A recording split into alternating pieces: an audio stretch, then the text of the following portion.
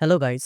इस एपिसोड का टाइटल है द ग्रीन कंसल। एपिसोड की शुरुआत होती है जहां रेड कीप में काफी खामोशी है और एक छोटा बच्चा सीढ़ियों से उतरता है और एलिसेंट की मेट तालिया से मिलता है और उसे एक खबर देता है और खबर होती है कि किंग विसेरस मर चुका है। तालिया जाकर एलिसेंट को बताती है तो एलिसेंट तालिया से कहती है कि ये खबर किसी को पता नहीं चलनी चाहिए। इसके बाद एलिसेंट ओटो से मिलती है और विसेरस के बारे में बताती है और एलिसेंट को इगोन के जाने का दुख है, लेकिन ये ओटो को खुशी से बताती है कि वो इगोन को राजा देखना चाहते थे। और तालिया महल से बाहर किसी को खबर देने के लिए कुछ कैंडल्स जलाती है और रात के इसी वक्त स्मॉल काउंसिल को बुलाया जाता है और टायरेंट पूछता है कि इतनी रात क्यों बुलाया गया है, कोई मुसीबत आई है क्या। तो ओटो बताता है कि महाराज अब नहीं रहे और ओटो कहता है कि हमें महाराज के जाने का दुख है, लेकिन साथ ही एलिसेंट लोगों को बताती है कि राजा की आखिरी ख्वाहिश थी कि वो अपने बेटे इगोन को राजा देखना चाहते थे। इधर एक और बात भी वाजे होती है कि स्मॉल काउंसिल में लेमन बिस्बरी और किंग्स गार्ड वेस्टरलिंग के अलावा सभी इगोन को राजा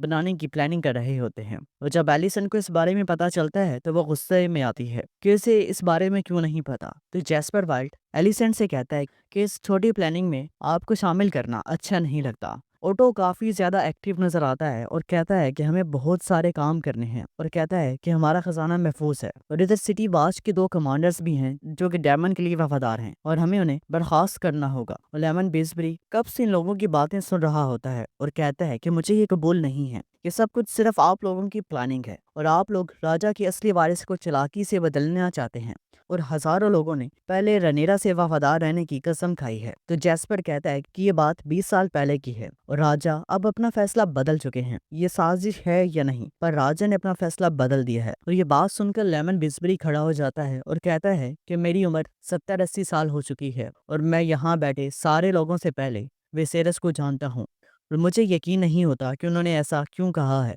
वो भी मरते वक्त जहां सिर्फ उस बच्चे की माँ थी और कोई नहीं था। और कहता है कि ये सिर्फ एक साजिश है और ये सारे मामले को एक साजिश और चोरी का नाम देता है। और मिस्टर ऑडविल लेमन से कहता है कि आप अपनी जबान को लगाम दें, लेकिन लेमन फिर भी बोल रहा है और कहता है कि कल रात तो राजा ठीक थे। तो लेमन ये बातें कर रहा होता है और उसे नहीं पता होता कि क्रिस्टन कूल उसके पीछे आकर खड़ा हो चुका है। और लेमन कहता है कि आप कैसे कह सकते हैं कि राजा अपनी मौत से मरे हैं। तो लेमन को ये लगता है कि महाराज को किसी ने मारा है। तो जेस्पर पूछता है कि आप किस पर इल्जाम लगा रहे हैं। तो लेमन बिस्बरी कहता है कि मुझे इस बारे में नहीं पता, लेकिन मैं इस सारे मामले में आपका साथ नहीं दूंगा। तो क्रिस्टन जोर से लेमन को बिठाने की कोशिश करता है और लेमन का सर टेबल पर जाकर लगता है और वो मर जाता है। और सर हैरल्ड किंग्स गार्ड होने के नाते क्रिस्टन को अपना व्हाइट क्लॉक उतारने को कहते हैं। तो क्रिस्टन हैरल्ड पर ही तलवार तान देता है और क्रिस्टन कहता है कि मैंने सिर्फ इसलिए ऐसा किया है क्योंकि वो महारानी पर इल्जाम लगा रहा था।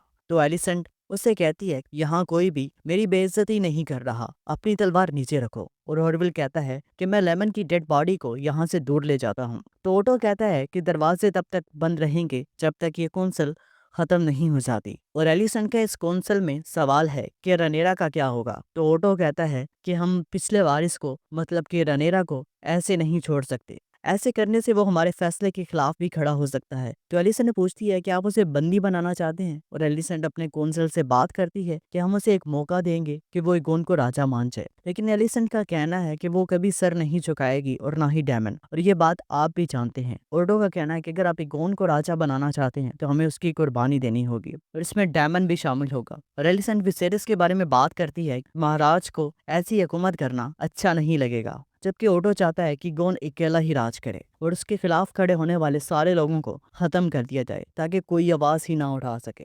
और ओटो वेस्टरलिंग को रनेरा को खत्म करने के लिए भेजता है, लेकिन वेस्टरलिंग कहता है कि मैं किंग्स गार्ड का कमांडर हूँ और किंग के अलावा किसी और का हुक्म नहीं मानता। और ये अपना व्हाइट क्लॉक टेबल पर रखता है और रोम से बाहर चला जाता है और ये अपने ओहदे से रिजाइन कर देता है। इसके बाद एलिसेंट इगोन के कमरे में आती है और हेलिना से पूछती है कि इगोन कहाँ है, लेकिन इगोन वहां नहीं है। और ओटो भी आकर इगोन के बारे में पूछता है कि इगोन कहाँ है, लेकिन कोई नहीं जानता कि वो कहाँ चला गया है। और ओटो सरारी को इगोन को ढूंढने के लिए भेजता है कि उसे मेरे पास लेकर आओ और कहता है कि अपने भाई को भी अपने साथ लेकर जाना और अपना हुलिया भी बदल के जाना ताकि किसी को पता ना चल सके कि तुम किसी को ढूंढ रहे हो। और उनसे कहता है कि उसे तुम्हें सिर्फ और सिर्फ मेरे पास लेकर आना है। इसके बाद हम रेनिस को देखते हैं जो कि अभी भी किंग्स लैंडिंग में ही मौजूद है और उसे उसी के कमरे में बंद कर दिया जाता है और साथ ही रेड कीप के वर्कर्स को भी एक जगह पर इकट्ठा कर कर कैद कर दिया जाता है ताकि किसी भी हंगामी सूरत हाल को काबू में कर सकें।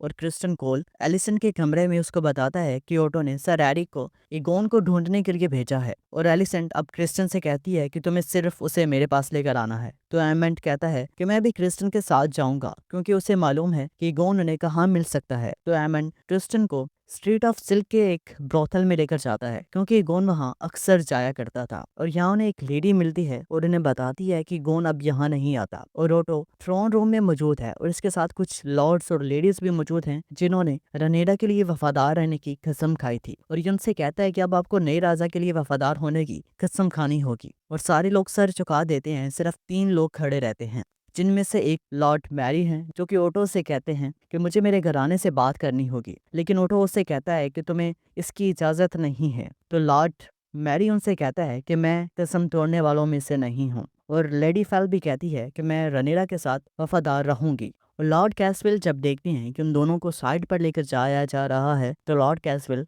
बैठ जाते हैं और लैरी स्ट्रॉन्ग दूर खड़े उन्हें देख रहा होता है। और सर एरिक अपने ट्विन भाई के साथ फ्ली बॉटम में मौजूद है। ये एक ऐसा इलाका है जहां छोटे बच्चों को लोगों के एंटरटेनमेंट के लिए लड़वाया जाता है और एगोन भी यहां अक्सर आया करता था। और साथ ही एरिक अपने भाई को एगोन का एक बास्टर्ड बच्चा भी दिखाता है और उससे कहता है कि गोन राजा बनने के लायक नहीं है। और एमन क्रिस्टन से बात कर रहा होता है कि हम यहाँ एक ऐसे शख्स को ढूंढ रहे हैं जिसे अपने ओहदे की कोई परवाह नहीं है। और ये क्रिस्टन से कहता है कि मैं उससे ज्यादा बेहतर हूँ, मेरे पास ज्यादा इल्म है, मैं अच्छी तलवार चला सकता हूँ और साथ ही मेरे पास सबसे बड़ा ड्रैगन है, तो राजा मुझे बनना चाहिए। इसके बाद हम सर कैसवेल को देखते हैं जो कि अपने घोड़े पर रेड कीप से बाहर जाने की कोशिश करते हैं लेकिन लैरिस उसे रुकवा देता है। और इसके बाद लॉर्ड कैसवेल को ओटो के पास ले जाया जाता है और ओटो गार्ड्स को बुलवाकर कैसविल को ले जाने के लिए बोल देते हैं। और मैसेरिया की एक एजेंट एरिक से आकर मिलती है और उससे कहती है कि मैं आपको एक ऐसे शख्स का पता बता सकती हूँ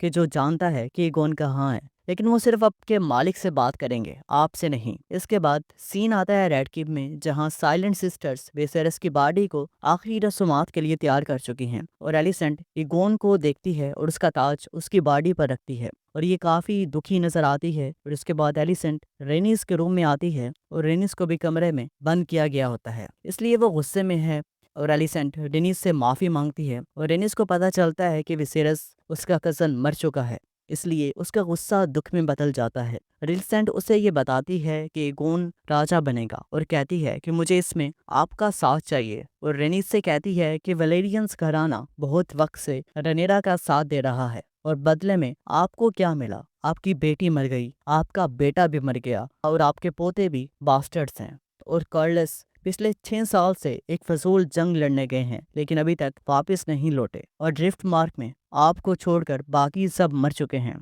एंड रेनिस से ये भी कहती है कि आपको महारानी होना चाहिए था, लेकिन रेनिस इसकी बात मानने को तैयार नहीं थी और एलिसेंट से सवाल करती है कि क्या तुमने खुद कभी महारानी बनने के बारे में सोचा है। और एलिसेंट चुप हो जाती है और रेनिस से कहती है कि अगर आपके पास मेरी बातों का कोई जवाब हो तो मुझे बता दीजिएगा। और ओटो हाइटावर मैसेरिया की बात मान जाता है और मैसेरिया से मिलने बॉटम फ्ली में आता है और रेमंड और क्रिस्टन कोल इगोन को ढूंढते हुए वहां पहुंच जाते हैं। और मैसेरिया ओटो से कहती है कि मैं बॉटम फ्ली में बच्चों की लड़ाई पर पाबंदी लगवाना चाहती हूँ। तो ओटो से कहता है कि मैं इस मामले को देख लूंगा और साथ ही इगोन के बारे में भी बताती है कि मैं इगोन को एक कीड़े की तरह कुचल कर खत्म कर सकती थी लेकिन मैंने उसे छोड़ दिया, इसलिए जब वो राजा बनेगा तो याद रखना कि तुम्हारी ताकत उतनी ही है जितनी तुम्हें लोगों ने लेने दी है। और इगोन का भी बताती है कि वो ग्रैंड सेप्टन में है और एरिक दोनों भाई ग्रैंड सेप्टम में इगोन को ढूंढने के लिए पहुंचते हैं और इगोन उन्हें मिल जाता है। और इगोन यहाँ इसलिए छुपा है क्योंकि वो राजा नहीं बनना चाहता और वहाँ उनसे कहता है कि आप मुझे छोड़ दें, मैं यहाँ से दूर जाना चाहता हूँ। तो एरिक उसे छोड़ देता है लेकिन एरिक ने उसे पकड़ा है और जब ये दोनों बाहर निकलते हैं तो बाहर क्रिस्टन कोल और एमंड इनका इंतजार कर रहे होते हैं और दोनों किंग्स गार्ड में तलवारबाजी हो जाती है और इगोन भागने की कोशिश करता है लेकिन उसका भाई एमंड उसे पकड़ लेता है। ईगोन रेमंड से भी कहता है कि मुझे छोड़ दो, मैं यहाँ से दूर चला जाऊंगा, और रेमंड उसे जाने देना चाहता है क्योंकि वो चाहता है कि ये खुद राजा बने। लेकिन क्रिस्टन तब तक एरिक को हरा चुका है और ये भी आकर ईगोन को पकड़ लेता है और ये उसे एलिसेंट के पास लेकर जाता है। और एलिसेंट ओटो के कमरे में आती है और एलिसेंट अपने बाप से कहती है कि आपने मेरा एक प्यादे की तरह इस्तेमाल किया है, जबकि ओटो से जवाब देता है कि मैंने इसके बदले में तुम्हें रानी भी तो बनाया है। और ये लोग रनेरा के बारे में भी बात करते हैं। ओटो एलिसेंट से कहता है कि आज तक जितने भी राजा बने हैं उन्होंने अमन को बनाए रखने के लिए कुछ लोगों का कत्ल किया है, जबकि एलिसेंट का कहना है कि किसी को कत्ल करना कोई हल नहीं है। अब मेरे पास ईगोन है और जो मुझे ठीक लगेगा मैं वही करूंगी। और एलिसेंट का कहना था कि मैं रनेरा के सामने कुछ शराइत रखूंगी और वो बिना हिचकिचाए उसे कबूल कर पाएगी। लेकिन ओटो का फिर भी कहना था कि अगर वो जिंदा रही तो उसके चाहने वाले उसके आने का इंतजार करते रहेंगे। और एलिसेंट का कहना था कि मेरे हस्बैंड विसेरस कभी भी ये नहीं चाहते थे कि उनकी बेटी का कत्ल हो। तो ओटो ये बात सुनकर हैरान होता है और उससे पूछता है कि तुम्हारे हस्बैंड ये नहीं चाहते थे या तुम खुद, जिसकी बचपन की दोस्त है वो। तो एलिसेंट खामोश हो जाती है। उसके बाद ओटो से कहती है कि क्रिस्टन कल लॉर्ड कमांडर बनेगा और मेरे बेटे की कल ताजपोशी होगी और पूरा किंग्स लैंडिंग उसे देखेगा और कोई भी उसके सामने खड़ा नहीं हो पाएगा और उसके हाथ में ब्लैक फायर तलवार होगी और लोगों को टारगेरियंस की ताकत के बारे में पता चलेगा। और ओटो अपनी बेटी से कहता है कि तुम अपनी सोच की वजह से अपनी माँ की तरह लग रही हो। ये अपनी बेटी को देखकर खुश हो जाता है और ओटो इसकी सारी बातें कबूल करता है।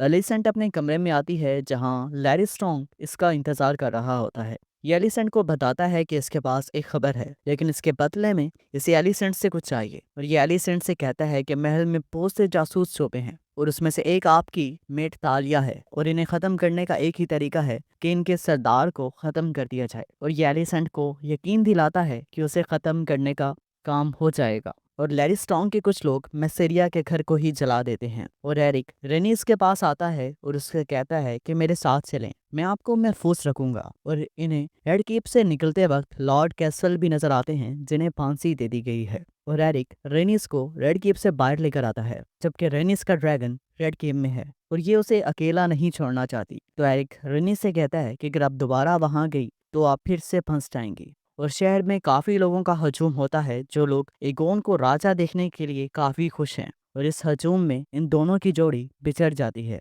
और रेनिस एरिक से अलग होने के बाद परेशान नजर आती है। लेकिन थोड़ी ही देर बाद इसे पता चलता है कि ये लोग ड्रैगन पिट की तरफ ही जा रहे हैं। वहां पर रेनिस का ड्रैगन भी मौजूद है तो ये खुश हो जाती है। और दूसरी तरफ एलिसेंट अपने बेटे को ड्रैगन पिट की तरफ लेकर जा रही है, लेकिन ईगोन अभी भी राजा बनने के लिए इंटरेस्टेड नहीं है। इसका कहना है कि इसके बाप विसेरस इसे पसंद नहीं करते थे, इसलिए वो नहीं चाहते थे कि मैं राजा बनूं। और एलिसेंट ईगोन को टारगेरियंस का खंजर देती है तो ईगोन अपनी माँ से कहता है कि मेरे साथ खेलिए मत। तो एलिसेंट अपने बेटे को समझाती है कि तुम्हें राजा बनने के बाद अपने नाना की बात नहीं सुननी और रनेरा और उसके बेटों को बख्श देना। और ईगोन अपनी माँ को बात करते हुए रोकता है और उससे पूछता है क्या आप अब भी उसे प्यार करती हैं। तो एलिसेंट अपने बेटे से कहती है कि तुम कितने बड़े बेवकूफ हो। और सीन आता है ड्रैगन पिट में जहाँ लोगों का एक हजूम इकट्ठा हो चुका है और सेरेमनी का आगाज ओटो करता है और लोगों को बताता है कि एक बुरी खबर है जहाँ किंग विसेरस इस दुनिया से जा चुके हैं। और लोग परेशान होते हैं और फिर लोगों को बताता है कि वो अपने बेटे ईगोन को अपना वारिस मुंतखब कर गए हैं और लोगों की परेशानी खुशी में तब्दील होती है। और सिटी आवाज के कमांडर्स एक रॉयल प्रोटोकॉल के साथ ईगोन के आने का वेलकम करते हैं और रेनिस भी ये देख रही होती है और मौका मिलते ही लोगों की नजरों से ओझल होकर ड्रैगन पिट में चली जाती है। कैप्टन ह्यूस्टन क्रिस्टन को ताज पहनाने के लिए बोलते हैं और क्रिस्टन कोल ईगोन को ताज पहनाता है और लोग ईगोन के लिए तालियां बजाते हैं, खुशी का इजहार करते हैं। और ईगोन लोगों के इस जज्बे को देखकर खुश हो जाता है और अपनी तलवार को हवा में लहराता है। इससे पहले कि हाई टावर्स इस सेरेमनी को मुकम्मल करते ड्रैगन पिट का फर्श फट जाता है और एक हलचल सी मच जाती है और कुछ लोग मलबे के नीचे आ जाते हैं और ड्रैगन पिट से एक ड्रैगन बाहर आता है और कुछ ही देर के बाद इसका सवार नजर आता है जो कि रेनिस होती है। और सिटी अब्बास के कमांडर्स ड्रैगन पिट के दरवाजों को बंद करने लगते हैं, लेकिन ओटो उन्हें मना करता है कि दरवाजे बंद मत करो, ये डरा हुआ है। और रेनिस का ड्रैगन मैलिस ईगोन के सामने आता है और एक जोरदार धाड़ मारता है। इसके बाद रेनिस अपने ड्रैगन को लेकर वहां से चली जाती है और इधर ही एपिसोड खत्म होती है। मिलते हैं नेक्स्ट वीडियो में, अभी के लिए तखलिया।